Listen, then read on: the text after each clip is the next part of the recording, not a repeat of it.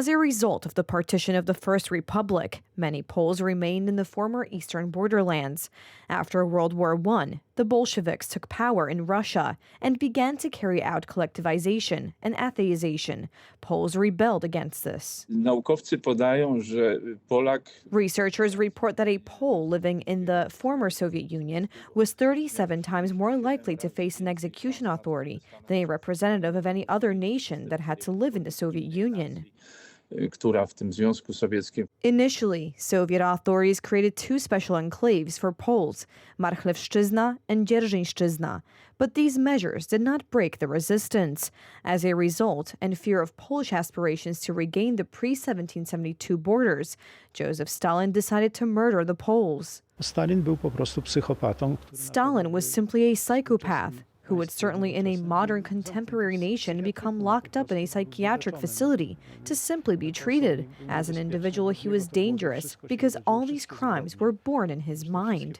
The People's Commissar of Internal Affairs of the Soviet Union, Nikolai Yezhov, signed the verdict that decided the Polish people's fate on August 11, 1937.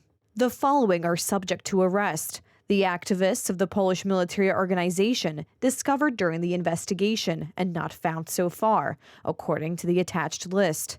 All prisoners of war from the Polish army remaining in the USSR, fugitives from Poland regardless of the time of their passage to the USSR, political emigrant and persons from the exchange of political prisoners who came from Poland, former members of the Polish Socialist Party of other Polish anti-Soviet political parties, the most active part of the local anti-Soviet nationalist element from the Polish national regions.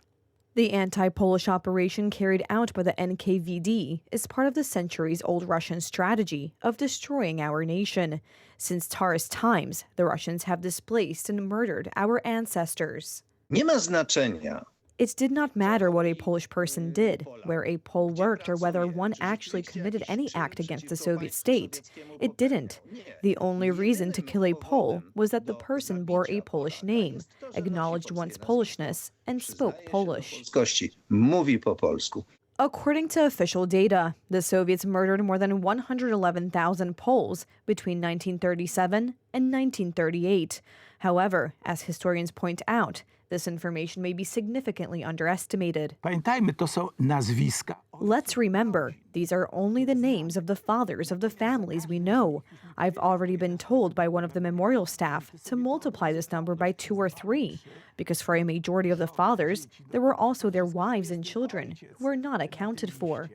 The culmination of the NKVD's bloody operation was the Katyń massacre, during which more than 20,000 Polish officers were murdered by a shot in the back of the head.